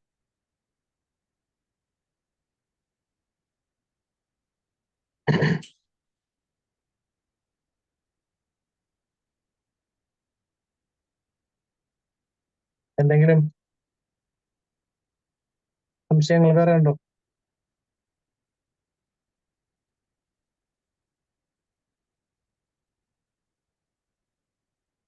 നമുക്കെന്നാ പെട്ടെന്ന് ഒരു ചാപ്റ്ററും കൂടി പഠിച്ചിട്ട് അവസാനിപ്പിക്കാം. ഒരു ചാപ്റ്റർ കൂടെ നോക്കാനുള്ള സമയം ഉണ്ടെന്ന് വിചാരിക്കുന്നു. അടുത്ത ഒരു യൂണിറ്റ് എന്ന് പറഞ്ഞാൽ യവന ആധിപത്യം, അപ്പോക്രിഫ, വെളിപ്പാട് സാഹിത്യം. അപ്പോക്രിഫയെ കുറിച്ച് നിങ്ങൾക്ക് അറിയാം. അപ്പോക്രിഫ എന്ന് പറഞ്ഞ വാക്കിന്റെ അർത്ഥം മറക്കപ്പെട്ടതെന്നാണ്. അപ്പോക്രിഫ ഗ്രന്ഥങ്ങളെ കുറിച്ചൊക്കെ നിങ്ങൾക്ക് അറിയാം. വെളിപ്പാട് സാഹിത്യം എന്ന് പറഞ്ഞു കഴിഞ്ഞാൽ അപ്പോകാലിപ്റ്റിക് ലിറ്ററേച്ചർ എന്ന് ഇംഗ്ലീഷിൽ പറയും. അതിനെക്കുറിച്ച് ഞാൻ ഡീറ്റെയിൽ ആയിട്ട് പിന്നീട് പറയാം. ഇപ്പോൾ നമുക്ക് ഒന്നാമത്തെ ചാപ്റ്ററിലേക്ക് കിടക്കാം. ഒന്നാമത്തെ ചാപ്റ്റർ യവന മതവും യവന സംസ്കാരവും. യവന മതം അല്ലെങ്കിൽ യവന സംസ്കാരം എന്ന് പറയുന്ന അതായത് ഗ്രീക്ക് കൾച്ചറിനെ കുറിച്ചാണ് പറയുന്നത്. Greek religion and Greek culture.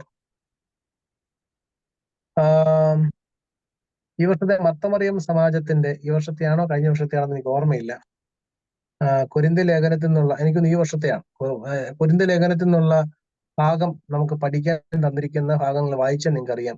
അതിന്റെ എല്ലാം ബാക്ക്ഗ്രൗണ്ട് ഈ ഗ്രീക്ക് കൾച്ചറുമായി ബന്ധപ്പെട്ട കാര്യങ്ങൾ അത് പലതും പറയുന്നത്. അതായത് അന്നൊക്കെ ദൈവം എന്താ പറയുന്നത്, ബുദ്ധിയുള്ളവരെ ലജ്ജിപ്പിക്കാൻ ഘോഷമായിട്ടുള്ളത് തിരഞ്ഞെടുത്തു എന്ന് പറഞ്ഞ ഭാഗം ഈ വർഷമാണെന്ന് തോന്നുന്നു പഠിക്കാനുള്ളതെന്ന് ഞാൻ വിചാരിക്കുന്നു. അതോ കഴിഞ്ഞ വർഷമായിരുന്നു. അപ്പൊ എന്ന് പറഞ്ഞ പോലെ അന്നത്തെ ഒരു സാഹചര്യം അനുസരിച്ച് യവന സംസ്കാരത്തിൽ ഏറ്റവും കൂടുതൽ, ഇന്നുള്ളതിനേക്കാൾ കൂടുതൽ ബുദ്ധിമാന്മാർ ജീവിച്ചിരുന്ന ഒരു കാലഘട്ടമായിരുന്നു. അതാണ് ഈ സോക്രട്ടീസിനെയും അരിസ്റ്റോട്ടലിനെയും പ്ലേറ്റോയെയും പോലെയുള്ള തത്വചിന്തകന്മാർ ജീവിച്ചിരുന്ന കാലഘട്ടമാണ് യവന സംസ്കാരം എന്ന് പറയുന്നത്. യേശുക്രിസ്തുവിന് മുമ്പുണ്ടായിരുന്ന കാലഘട്ടം. അന്ന് അലക്സാണ്ടർ ചക്രവർത്തിയുടെ ഇൻവേഷന്റെ സമയത്ത് ഒരുപാട് കാര്യങ്ങൾ മുമ്പ് നമ്മൾ വായിച്ചില്ല. കലാരൂപങ്ങൾ, അതുപോലെ തന്നെ ഫിറ്റ്നസ് സെന്റേഴ്സ്, സ്പോർട്സ്, ആർട്സ്, അതുപോലെയുള്ള ഒരുപാട്, പിന്നെ അതുപോലെ നമ്മളിപ്പോ ഈ കൊളോസിയം പോലെയുള്ള എന്താ പറയുന്നത്, അതിന്റെ പേര് പറഞ്ഞു, അവിടെ ഉണ്ട് മൃഗയുദ്ധം നടത്തുന്ന സാഹചര്യങ്ങളൊക്കെ കേട്ടിട്ടുണ്ടല്ലോ. അതിന്റെ പേര്, ആ മൃഗയുദ്ധത്തിന്റെ പേര് പറഞ്ഞു, ഗ്ലാഡിയേറ്റേഴ്സ് ഒരു സിറ്റുവേഷൻ ഒക്കെ നിങ്ങൾക്ക് അറിയാം. അപ്പൊ അത്രമാത്രം ഒരു വളരെ പ്രബലമായ ഒരു സംസ്കാരമായിരുന്നു യവന സംസ്കാരം. അങ്ങനെ അലക്സാണ്ടർ കൊണ്ടുവന്ന യവന സംസ്കാരത്തെ കുറിച്ചും ചിതറിപ്പാർത്ത യഹൂദന്മാരെ കുറിച്ചും യവന നയത്തെക്കുറിച്ചും അതുപോലെ തന്നെ ടോളമിയെ കുറിച്ചും സെലൂഷ്യൻ പീപ്പിളിനെ കുറിച്ചും അന്ത്യോക്കസ് നാലാമനെ കുറിച്ചും പരസ്യമായ പോരാട്ടത്തെക്കുറിച്ചും യവന സ്വാധീനത്തെക്കുറിച്ചും ഭവിഷ്യത്തുകളെ കുറിച്ചും നേട്ടങ്ങളെ കുറിച്ചുമാണ് ഈ പാഠത്തിൽ പഠിക്കുന്നത്. മഹാനായ അലക്സാണ്ടർ BC 4-ാം നൂറ്റാണ്ടിൽ, മുമ്പേ നമ്മൾ ആ വർഷം പറഞ്ഞിരുന്നു, ആർക്കെങ്കിലും ഓർമ്മയുണ്ടോ?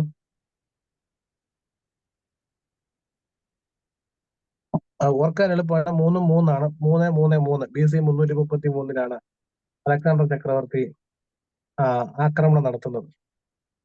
അങ്ങനെ അലക്സാണ്ടറിന്റെ ആക്രമണത്തിന് ശേഷമാണ്, അല്ലെങ്കിൽ അലക്സാണ്ടർ തന്റെ സാമ്രാജ്യം വികസിപ്പിച്ചതിന് ശേഷമാണ് അവിടെ ഒരു ഗ്രീക്ക് ഇൻഫ്ലുവൻസ് ഉണ്ടാകുന്നതും അതുപോലെ തന്നെ ഭാഷ, സംസ്കാരം ഇതെല്ലാം വളരാനുള്ള കാരണവും അലക്സാണ്ടറിന്റെ ഒരു ഇൻവേഷന് ശേഷമാണ്. അലക്സാണ്ടറിന് മുമ്പ് തന്നെ യഹൂദന്മാർ മധ്യപൂർവ്വ ദേശത്ത് അല്ലെങ്കിൽ മിഡിൽ ഈസ്റ്റേൺ പ്രദേശത്ത് വിവിധ ഭാഗങ്ങളിൽ വ്യാപിച്ചു കഴിഞ്ഞിരുന്നു. അസീറിയക്കാരും ബാബിലോൺകാരും കീഴടക്കിയ ഇസ്രായേൽ സമൂഹത്തെ ഇതര ഭാഗങ്ങളിലേക്ക് മാറ്റിപ്പാർപ്പിച്ചു. സ്വാതന്ത്ര്യം ലഭിച്ച അവസരത്തിൽ ചിലരെല്ലാം സ്വദേശത്തേക്ക് മടങ്ങിപ്പോന്നു. ചിലർ ചിതറിപ്പാർത്ത സ്ഥലങ്ങളിൽ താമസം തുടങ്ങുകയും യഹൂദന്മാരുടെ പ്രത്യേക മതാചാര പാരമ്പര്യം സംരക്ഷിക്കുകയും ചെയ്തു. ഈജിപ്റ്റ്, അന്ത്യോക്യ, സിറിയയിലെ മറ്റു പട്ടണങ്ങൾ എന്നിവയിൽ യഹൂദന്മാർ വസിച്ചിരുന്നു. എന്നാൽ അലക്സാണ്ടറുടെ കാലത്ത് യഹൂദ വംശജരുടെ ചിതറിപ്പാർക്കുന്ന രീതി മറ്റ് അവസരങ്ങളെക്കാൾ കൂടുതലായിരുന്നു. അതായത് യഹൂദന്മാർ പല സാഹചര്യങ്ങളിലായിട്ട് സ്വന്തം ദേശത്തു നിന്നും മറ്റു പല ദേശത്തേക്ക് മാറി താമസിക്കേണ്ടതായിട്ടോ അല്ലെങ്കിൽ മാറ്റി പാർപ്പിക്കേണ്ടതായിട്ടോ വന്നിട്ടുണ്ട്, പലതരത്തിലുള്ള കാരണങ്ങൾ കൊണ്ട്. ചിലരൊക്കെ സ്വന്തം ദേശത്തേക്ക് ഈ നെഗറ്റീവ് പ്രതികൂല സാഹചര്യങ്ങളൊക്കെ മാറിക്കഴിയുമ്പോൾ സ്വന്തം ദേശത്തേക്ക് മടങ്ങിപ്പോയിട്ടുണ്ട്. പക്ഷെ ചിലരൊക്കെ അവരവരുടെ ചെന്ന ദേശത്ത് തന്നെ താമസിച്ചു. അങ്ങനെയുള്ള ഒരു ഉദാഹരണമാണ് നമ്മുടെ നാട്ടിലുള്ള ഈ ജൂയിഷ് കമ്മ്യൂണിറ്റി എന്ന് പറയുന്നത്. അവരിപ്പോഴും എന്താ പറയുക, അവരുടെ സ്വന്തം ദേശത്ത് നിന്ന് നമ്മുടെ നാട്ടിലേക്ക് വന്നെങ്കിലും തിരിച്ചു പോകാതെ താമസിച്ച ഒരുപാട് ആൾക്കാർ നമ്മുടെ കേരളത്തിൽ പോലും ഉണ്ടായതായിട്ട് നമ്മൾ കേട്ടിട്ടുണ്ട്. അങ്ങനെ ചിതറിപ്പാർക്കുന്ന യഹൂദന്മാരെ കുറിച്ച് നമ്മൾ പുതിയ നിയമത്തിലും കേൾക്കുന്നു. ചിതറിപ്പാർക്കുന്ന 12 ഗോത്രങ്ങൾക്കായിട്ട് ലേഖനം എഴുതിയ ഒരാൾ വരെയുണ്ട്. അതാരാന്ന് ആർക്കെങ്കിലും അറിയാമോ?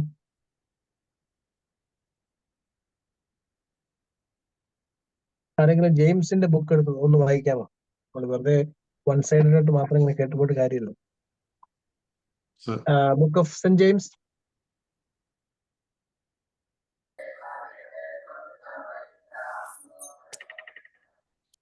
ജെയിംസ് 1:1.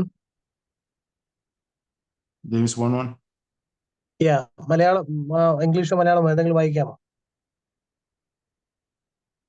യാക്കോബിന്റെ പൊതുലേഖനം 1-ാം അധ്യായം 1-ാം വാക്യം. ദൈവത്തിന്റെ കർത്താവായ യേശുക്രിസ്തുവിന്റെ ദാസനായ യാക്കോബ് എഴുതുന്നത് സ്ത്രീപ്പാർക്കുന്ന 12 ഗോത്രങ്ങൾക്ക് വന്ദനം. എന്റെ അതെ, അപ്പൊ സഹോദരന്മാരെ, അത് മതി. അത് ആ ഒരു വാക്ക് കിട്ടാൻ വേണ്ടിയായിരുന്നു. നിങ്ങൾ മനസ്സിലാക്കിയിട്ടുണ്ടായിരിക്കും, ചിതറിപ്പാർക്കുന്ന യഹൂദന്മാർക്ക് വേണ്ടി അല്ലെങ്കിൽ 12 ഗോത്രങ്ങൾപ്പെട്ട ആളുകൾക്ക് വേണ്ടി എഴുതിയ ഒരു ലേഖനം കൂടിയാണ് യാക്കോബിന്റെ ലേഖനം. അത് പറയാൻ വേണ്ടി പറഞ്ഞതേ ഉള്ളൂ, പെട്ടെന്ന് മനസ്സിലാക്കാൻ വേണ്ടി. അത് ചോദിക്കുമ്പോ ഈ 12 ഗോത്രങ്ങളില് 2 ഒഴിച്ച് ബാക്കി 10 കുറിച്ച് യാതൊരു വിവരമില്ല എന്നുള്ളൊരു കൺസെപ്റ്റ് ആണല്ലോ ഇപ്പോഴും നിലനിൽക്കുന്നത്. അതെ അതെ അതെ. അപ്പൊ ഈ സമയത്ത് യാക്കോബിന്റെ സമയത്ത് അവര് പെർട്ടിക്കുലറായിട്ട് ഐഡന്റിഫൈ ചെയ്തിരുന്നു. അന്ന് ഐഡന്റിഫൈ ചെയ്തിരുന്നു. കാരണം നമുക്കറിയാമല്ലോ, നമ്മളുടെ പൗലോസ്ലീഹയുടെ സമയത്ത് പോലും പൗലോസ്ലീഹയെ കുറിച്ച് പ്രത്യേകമായിട്ട് എടുത്തു പറയുന്നുണ്ട്, ബെന്യാമിൻ ഗോത്രക്കാരനായിരുന്നു എന്ന് പറയുന്നുണ്ട്. അപ്പൊ അങ്ങനെ എല്ലാ ഗോത്രക്കാരും ഇന്ന് വളരെയധികം പ്രോമിനന്റ് അല്ലെങ്കിൽ പോലും അവരുടെ ഗോത്രത്തിന്റെ പിന്തുടർച്ച അവർ കാത്തു സൂക്ഷിച്ചിരുന്നു എന്നുള്ളത് ഒരു വളരെ ഇമ്പോർട്ടന്റ് ആയിട്ടുള്ള കാര്യമാണ്.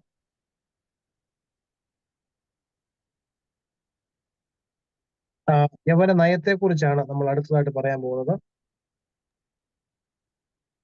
അലക്സാണ്ടർ ചക്രവർത്തിയുടെ ഒരു പ്രധാനപ്പെട്ട ജീവിത ഉദ്ദേശം എന്ന് പറയുന്നത് ഈ ഗ്രീക്ക് കൾച്ചർ എല്ലായിടത്തും എത്തിക്കുകയാണ്. ഗ്രീക്ക് ഭാഷ, അവരുടെ ആചാരം, റിച്വൽസ്, സംസ്കാരം, കൾച്ചർ എന്നിവയിൽ ഐക്യമുള്ള ഒരു ലോക സാമ്രാജ്യം, അതായത് ഗ്രീക്ക് രീതിയിൽ തന്നെ ലോകം മുഴുവനും മുമ്പോട്ട് നീങ്ങണം എന്നുള്ള ഒരു ആഗ്രഹമായിരുന്നു അലക്സാണ്ടർ ചക്രവർത്തിക്ക് ഉണ്ടായിരുന്നത്.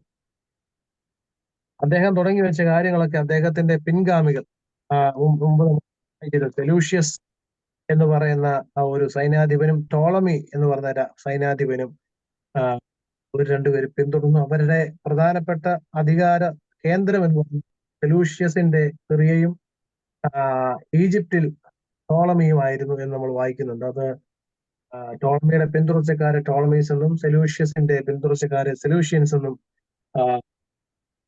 വിളിക്കുന്നുണ്ട്. അതുപോലെ തന്നെ കീഴടക്കിയ പ്രദേശങ്ങളിലേക്കൊക്കെ അലക്സാണ്ടർ ചക്രവർത്തി യവന വ്യാപാരികളെ അയച്ചിരുന്നു. അതായത് യവന വ്യാപാരികൾ എന്ന് പറഞ്ഞാൽ നിങ്ങൾക്ക് അറിയാൻ പറ്റും, കോമേഴ്സ് എന്ന് പറയുന്നത് അന്നത്തെ കാലത്ത് ഒരു വലിയ ഒരു മെയിൻ ഓഫ് കമ്മ്യൂണിക്കേഷനും കൂടിയായിരുന്നു. ആളുകൾ തമ്മിൽ ഇടപെടാനുള്ള ഒരു വലിയ സാധ്യതയായിരുന്നു കോമേഴ്സ് വഴി ഉണ്ടായിരുന്നത്. അതുപോലെ തന്നെ നിങ്ങൾക്ക് അറിയാമായിരിക്കുമല്ലോ, ഈ നമ്മുടെ രാജ്യത്തും വെസ്റ്റിൽ നിന്നുള്ള ആൾക്കാർ വരുന്നത് ആദ്യം കോമേഴ്സിന് വേണ്ടിയാണ്, വ്യാപാരത്തിന് വേണ്ടി, കച്ചവടത്തിന് വേണ്ടിയാണ്, നിങ്ങൾ കേട്ടിട്ടുണ്ട്. അതുപോലെ തന്നെ തോമസ് ലീഹായ്ക്ക് നമ്മുടെ നാടുമായിട്ടുള്ള ഒരു പ്രധാനപ്പെട്ട ബന്ധം കച്ചവടക്കാരുമായിട്ടായിരുന്നു, അല്ലെങ്കിൽ യഹൂദന്മാരായ കച്ചവടക്കാരുമായിട്ടായിരുന്നു എന്നുള്ള ഒരു പഠനം വരെ ഉണ്ടായിട്ടുണ്ട്.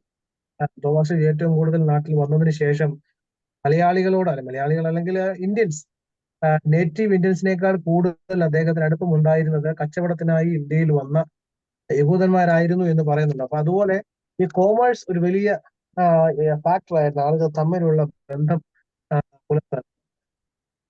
അലക്സാണ്ടർ ചക്രവർത്തിയും തന്റെ കൂടെ ഉണ്ടായിരുന്ന യവന വ്യാപാരികളെ കീഴടക്കിയ പ്രദേശങ്ങളെ അയക്കുന്ന ഒരു രീതി ഉണ്ടായിരുന്നു എന്ന് നമ്മൾ കാണുന്നുണ്ട്.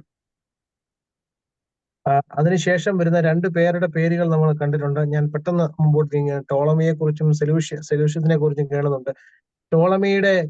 ടോളമിയും ടോളമിയുടെ പിന്തുടർച്ചക്കാരും ഈജിപ്തിൽ അവരുടേതായിട്ടുള്ള അധികാരം മുമ്പോട്ട് നീക്കുകയും അതുപോലെ സെലൂഷ്യസും അദ്ദേഹത്തിന്റെ പിൻഗാമികളും പാലസ്തീനിൽ അവരുടെ പ്രവർത്തനങ്ങൾ നടത്തുകയും ചെയ്തിട്ടുണ്ട്. അതുപോലെ തന്നെ അന്ത്യോക്കസ് മൂന്നാമന്റെ കാലത്ത് പാലസ്തീൻ സെലൂഷ്യസിന്റെ അണ്ടറിൽ വന്നു എന്ന് പ്രത്യേകമായിട്ട് കാണുന്നുണ്ട്.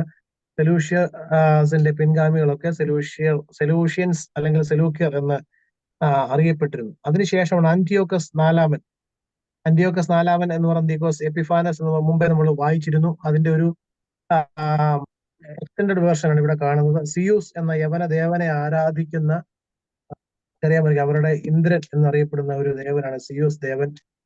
ചില ആളുകളൊക്കെയും പറയുന്നുണ്ട് ഈ യവന ദേവന്റെ ഏതോ ഒരു യവന ദേവൻ, സോൾ എന്ന് പറഞ്ഞ യവന ദേവന്റെ ഒരു ജനന ദിവസമാണ് ഡിസംബർ 25. അതുകൊണ്ടാണ് ഡിസംബർ 25 ക്രിസ്മസ് ആയി മാറിയെന്നൊക്കെ ഉള്ളൊരു അന്നത്തെ ഒരു ഗ്രീക്ക് ഇൻഫ്ലുവൻസ് കാരണമാണ് എന്നുള്ള ചില വാദങ്ങളൊക്കെ പലയിടത്തും നിലനിൽക്കുന്നുണ്ട്. അത് നമ്മൾ പക്ഷെ അത് കാര്യമായിട്ട് എടുക്കേണ്ട ആവശ്യമില്ല. അതവര് അങ്ങനെയുള്ള ഒരു സാഹചര്യം, അത് ഗ്രീക്ക് ദേവന്മാരുടെ, ഇപ്പോഴും നമ്മുടെയൊക്കെ കുഞ്ഞുങ്ങൾക്കൊക്കെ ഈ ഗ്രീക്ക് ദേവന്മാരുടെ ദേവിമാരുടെ ഒക്കെ പേരിടുന്ന ആളുകളുണ്ട്. ഹീന ദേവനും ദേവിയും, വീനസ് എന്നുള്ള പേരും, ഹെലൻ എന്നൊക്കെയുള്ള പേരുകളൊക്കെ നമ്മൾ കേട്ടിട്ടുണ്ട്. ഹെലനി രാജ്ഞിക്ക് മുമ്പേ അത് നമുക്കറിയാം, ഹെലൻ എന്ന് പറഞ്ഞൊരു ദേവി. അപ്പൊ അങ്ങനെ ഒരുപാട് ഗ്രീക്ക് സ്വാധീനം അന്നും ഇന്നും ഈ ലോകത്തിൽ ഉണ്ടായിട്ടുണ്ട് എന്ന് കാണിക്കാൻ വേണ്ടി അന്ത്യോക്കസ് നാലാമൻ പിന്നീട് അദ്ദേഹത്തിന്റെ പ്രധാനപ്പെട്ട പ്രവർത്തനങ്ങൾ നടത്തുന്നുണ്ട്.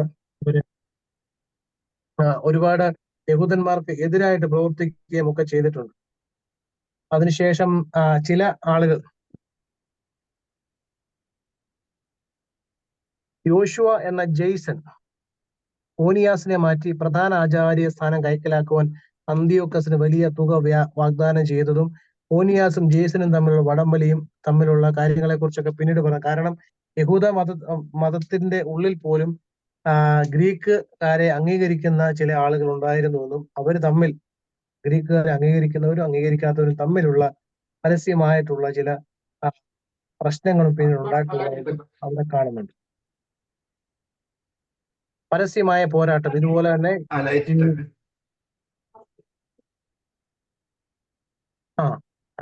അന്ത്യോക്കസ് എപ്പിഫാനസിന്റെ കീഴിൽ ഗ്രീക്കുകാരെ അംഗീകരിക്കുന്നവരും അംഗീകരിക്കാത്തവരും ഉണ്ടായിരുന്നു നമ്മൾ കാണുന്നുണ്ട്. അങ്ങനെ അംഗീകരിക്കാത്തവരെ ഇല്ലാതെയാക്കാൻ വേണ്ടി അന്ത്യോക്കസ് എപ്പിഫാനസ് ശ്രമിക്കുന്നതും, അതുപോലെ തന്നെ ആ രണ്ട് ഗ്രൂപ്പുകൾ തമ്മിലുള്ള പരസ്യമായ പോരാട്ടങ്ങൾ ഉണ്ടാകാനും പിന്നീട് ആരംഭിച്ചു. അതായത് അന്ത്യോക്കസിനെ അനുകൂലിക്കുന്നവരും പ്രതികൂലിക്കുന്നവരും തമ്മിൽ. യവന സ്വാധീനത്തെ കുറിച്ച് പിന്നീട് നമ്മൾ ഒരുപാട് തവണ, 2-3 തവണ പറഞ്ഞതാണ്. രാഷ്ട്രീയമായും സാംസ്കാരിക മതപരമായി യവനർ ഉപയോഗിച്ച തന്ത്രങ്ങൾ യവന സ്വാധീനം യഹൂദരിൽ രൂഢമൂലമാക്കി. അതില് ഭാഷ സംസ്കാര സമ്പന്നരുടെ ഭാഷയായി മാറി. അതുപോലെ തന്നെ യവന രീതിയിലുള്ള ഭരണ സംവിധാനങ്ങൾ പല പട്ടണങ്ങളിൽ രൂപം പ്രാപിച്ചു. പലരും യവന നാമങ്ങൾ സ്വീകരിച്ചു എന്നുള്ള കാര്യം ഞാൻ മുമ്പ് പറഞ്ഞത് ഇപ്പോഴും അത് നടക്കുന്നുണ്ട്. മിശ്ര വിവാഹങ്ങൾ പ്രോത്സാഹിപ്പിക്കപ്പെട്ടു. യവന ഭടന്മാരും തദ്ദേശവാസികളും തമ്മിലുള്ള പല വിവാഹങ്ങളും നടന്നു. അങ്ങനെ യവന സ്വാധീനം ഈ യഹൂദന്മാരുടെ ഇടയിൽ ഭയങ്കരമായിട്ടും വ്യാപിക്കാൻ തുടങ്ങി. നമുക്കൊരു 7 മിനിറ്റ് ഈ ചാപ്റ്റർ കൂടി പൂർത്തീകരിച്ചതിന് ശേഷം ക്വസ്റ്റ്യൻസ് എന്തെങ്കിലും ഉണ്ടെങ്കിൽ ചോദിച്ചിട്ട് അവസാനിപ്പിക്കും.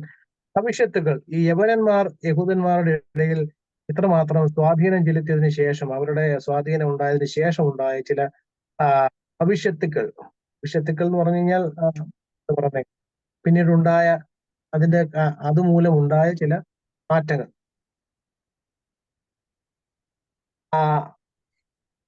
യവന മതത്തിന്റെ അല്ലെങ്കിൽ യവന സംസ്കാരത്തിന് സ്വാധീനം ഉണ്ടായപ്പോൾ പരിപാവനമായ ന്യായപ്രമാണവും ആചാരങ്ങളും യഹൂദ ജീവിതത്തിൽ നിന്ന് അന്യമാകുവാൻ തുടങ്ങി.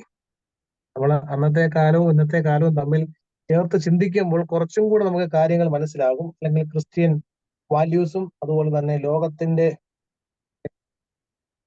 അമേരിക്ക പോലെയുള്ള ഇത്രമാത്രം വലിയ ഒരു ലോകത്തിൽ ഈ യൂറോപ്യൻസ് വന്നതിന് ശേഷം ഇവിടെ ഉണ്ടായ മാറ്റങ്ങളും ആ യൂറോപ്യൻസ് ഇവിടെ ഇപ്പോൾ നടത്തിക്കൊണ്ടിരിക്കുന്ന മാറ്റങ്ങളും, ആ മാറ്റങ്ങൾ ലോകത്തിന്റെ പല ഭാഗത്തും എത്രമാത്രം അതിനെ സ്വാധീനിക്കുന്നുണ്ട് എന്നും, അതുപോലെ തന്നെ സ്പിരിച്വാലിറ്റിക്ക് അത് എത്രമാത്രം കളങ്കം ഉണ്ടാക്കുന്നുണ്ടെന്ന് നമ്മൾ ചിന്തിച്ചാൽ ഇത് കുറച്ചും കൂടി നമുക്ക് മനസ്സിലാവും. അപ്പൊ അങ്ങനെ അന്നത്തെ കാലഘട്ടത്തിലും അവരുടെ പരിപാവനമായ ന്യായപ്രമാണങ്ങളും ആചാരങ്ങളും അവരുടെ ജീവിതത്തെ അന്യമാകുവാൻ തുടങ്ങി. അതുപോലെ തന്നെ അവരുടെ യഹൂദ മതത്തിന്റെ ഉള്ളിൽ നിലനിന്നിരുന്ന പല നിയമങ്ങളും അവർ ഇല്ലാതെയാക്കി മാറ്റി. കാരണം അവരുടെ ചില റെസ്ട്രിക്ഷൻസ് ഒക്കെ അവരുടെ ജീവിതത്തിൽ ഉണ്ടായിരുന്നെങ്കിൽ അവയൊക്കെയും ഇല്ലാതെയാക്കി മാറ്റുകയും മതത്തിന് നിരക്കാത്ത ആചാര രീതികൾ നിലവിൽ വരികയും ചെയ്തു. അതുപോലെ തന്നെ മതപരമായ കർമ്മങ്ങളൊക്കെയും അവഗണിക്കപ്പെട്ടു. ആരാധന സമയത്ത് പോലും കായിക രംഗങ്ങളിലും കലാവേദികളിലും യുവാക്കൾ സമയം ചെലവഴിച്ചു. നമ്മൾ പറഞ്ഞിട്ടുണ്ട് ഈ സ്പോർട്സിനും ആർട്സിനും ഒക്കെ കുറച്ചും കൂടി ഇമ്പോർട്ടൻസ് വന്ന ഒരു സമയമായിരുന്നു ഗ്രീക്ക് കാലഘട്ടം എന്ന് അറിയാം. ആ സമയത്ത് അവരുടെ ശാപത്തിന് പോലും ഇമ്പോർട്ടൻസ് കൊടുക്കാതെ ആളുകൾ സമയം ചെലവഴിച്ചതായിട്ട് കാണുന്നുണ്ട്. അതുപോലെ തന്നെ ഗ്രീക്ക് കായിക വിനോദങ്ങൾ പലതും നഗ്ന ശരീരത്തോടെ ആയിരുന്നു.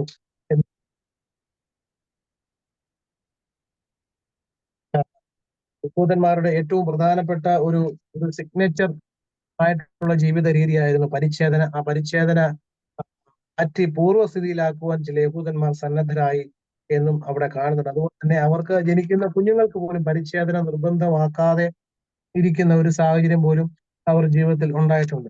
അതുപോലെ തന്നെ ഗ്രീക്ക് ലാംഗ്വേജിന്റെ സ്വാധീനം മൂലം പലരും എബ്രായ ഭാഷ മറക്കുവാൻ തുടങ്ങി. നമുക്കും അറിയാമല്ലോ, നമുക്ക് ഇപ്പോഴത്തെ സിറ്റുവേഷൻ നോക്കുമ്പോൾ നമ്മുടെ മദർ ടങ്ക് ഉപേക്ഷിച്ച് ലോകത്തിലെ ഏറ്റവും പ്രിവെയിലിംഗ് ആയിട്ടുള്ള ലാംഗ്വേജ് നമ്മുടെ ഫസ്റ്റ് ലാംഗ്വേജ് ആയിട്ട് സ്വീകരിക്കുന്ന ഒരു സാഹചര്യം നമുക്ക് ഇപ്പോഴും കുറച്ചും കൂടി കണക്ട് ചെയ്ത് സംസാരിക്കാനും അത് പറ്റുന്നുണ്ട്. യവന സംസ്കാരവുമായിട്ടുള്ള ബന്ധത്തിന്റെ നേട്ടങ്ങളെ കുറിച്ച് കൂടി പറഞ്ഞ് നമുക്ക് അവസാനിപ്പിക്കാം. യവന സാഹിത്യത്തിന്റെയും തത്വചിന്തയുടെയും പ്രാധാന്യം കണക്കിലെടുത്ത് യവന മാതൃകയെ അനുധാവനം ചെയ്തുകൊണ്ടുള്ള സാഹിത്യ കൃതികൾ പലതും രൂപം പ്രാപിച്ചു. ഫിലോയെ പോലുള്ള യഹൂദ ചിന്തകന്മാർ വിശുദ്ധ ഗ്രന്ഥവും ഗ്രീക്ക് തത്വചിന്തയും തമ്മിൽ സമന്വയം നടത്തുന്നതിന് തീവ്ര ശ്രമം നടത്തുകയും ചെയ്തു. ഫിലോ എന്ന് പറഞ്ഞ അന്നത്തെ ഒരു ഗ്രീക്ക് സ്വാധീനമുള്ള യഹൂദ ചിന്തകന്മാരാണ്. അവര് വിശുദ്ധ ഗ്രന്ഥം, അതായത് പഴയ നിയമവും പഴയ നിയമത്തിലെ പ്രധാനപ്പെട്ട പഠിപ്പിക്കലുകളും അതുപോലെ തന്നെ ഗ്രീക്ക് തത്വചിന്തയും തമ്മിലുള്ള സിമിലാരിറ്റിയെ കുറിച്ചും അത് എത്രമാത്രം ഒരുമിച്ച് പോകുന്നവയാണ് എന്നുള്ളതിനെ കുറിച്ചും ഒക്കെയുള്ള കമ്പാരിസണും ഒക്കെ നടത്താൻ തക്കവണ്ണം ശ്രമം നടത്തി. അങ്ങനെ ചില നേട്ടങ്ങളൊക്കെ ഉണ്ടാകാനുള്ള ക്രമീകരണങ്ങൾ ഉണ്ടായി. യവന തത്വചിന്തയും യവന സംസ്കാരങ്ങളും സാഹിത്യവും ഒക്കെ ഈ ഹീബ്രു പീപ്പിൾ, യഹൂദന്മാരുടെ ഇടയിൽ അങ്ങനെ പോസിറ്റീവായിട്ടുള്ള ചില സ്വാധീനവും ഉണ്ടാക്കിയിട്ടുണ്ട്. നമുക്കറിയാം, ഇന്നത്തെ കാലഘട്ടത്തിൽ പോലും ഈ ഗ്രീക്ക് ഫിലോസഫി എന്ന് പറയുന്നത് വളരെ ഇമ്പോർട്ടന്റ് ആണ്. ഈ ന്യൂ ടെസ്റ്റമെന്റുമായിട്ടും അതുപോലെ തന്നെ നമ്മുടെ സെർമൺ ഓൺ ദ മൗണ്ടുമായിട്ടും ഒക്കെ ഇതിന് ഒരുപാട് ബന്ധമുള്ളതായിട്ടൊക്കെ പല പഠനങ്ങളും വരുന്നുണ്ട്. അപ്പൊ അതുകൊണ്ട് അങ്ങനെ ഈ യവന സംസ്കാരം അലക്സാണ്ടർ ചക്രവർത്തിയുടെ ആക്രമണത്തിന് ശേഷം യഹൂദന്മാരുടെ ഇടയിൽ ഉണ്ടായ യവന സംസ്കാരത്തിന്റെ സ്വാധീനത്തെ കുറിച്ചാണ് ഈ ആദ്യത്തെ ചാപ്റ്ററിൽ നമ്മൾ പഠിച്ചത്. എന്തെങ്കിലും സംശയം ഉണ്ടെങ്കിൽ ചോദിച്ചിട്ട് നമുക്ക് അവസാനിപ്പിക്കാം. Almost 7 o'clock.